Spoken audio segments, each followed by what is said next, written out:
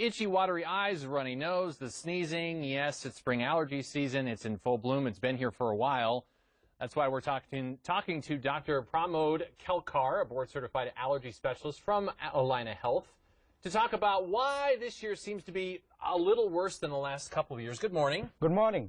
So let's talk the numbers first. Some 50 million Americans suffer from allergies. How do you know that you have allergies from, not say food allergies, but like from the weather? You know, typical symptoms of allergy are runny nose, sneezing, nose congestion, drainage onto the back of the throat. Some people even get allergy-induced asthma, and also itchy, watery red eyes.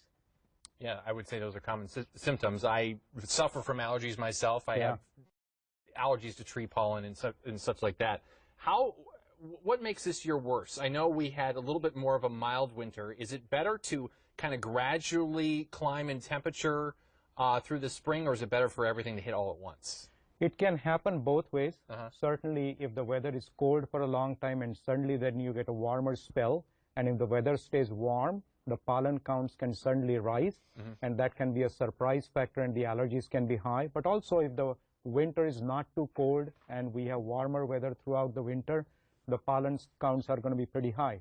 Now, obviously, we're still at the edge of flu season and cold season. How do you tell the difference? Because I have a hard time telling, even in March and April and then again in the fall, the difference between a cold and allergies. Is there specific signs? You know, this is a very common question, and the viewer should know that common cold lasts for about 7 to 10 days. Okay. And it will typically have fever, body aches, but the allergies will continue for longer than 10 days, and they will be associated not with fever and not with body ache, but rather just runny nose, sneezing, itchy, watery eyes.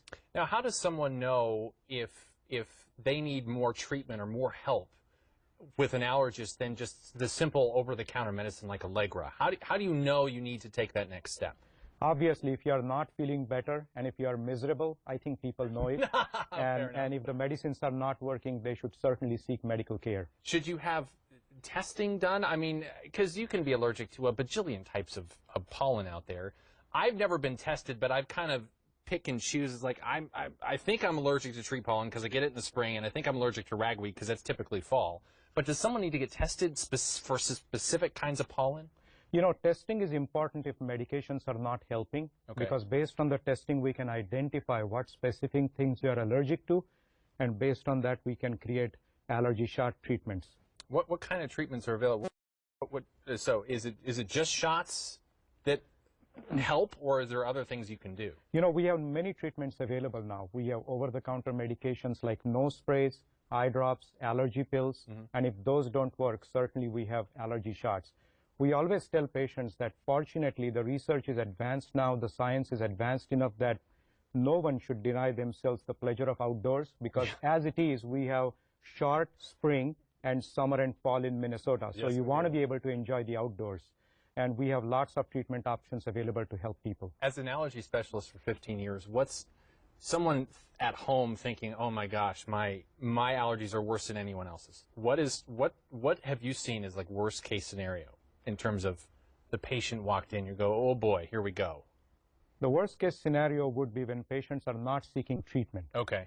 They are going to continue to feel miserable, and I don't want people to carry the Kleenex boxes in their pockets all over. Oh, that would be terrible. And you're just sniffing and sneezing the whole time. And the worst I find is the itchy, watery eyes. Is it, for me personally, we're going to get personal here, is it better for me, for itchy, watery eyes, to do more of a nose spray, or should I do an eye drop? You know, eye drops are obviously more effective for itchy, watery eyes, because they are going to go directly into the area where you need the action.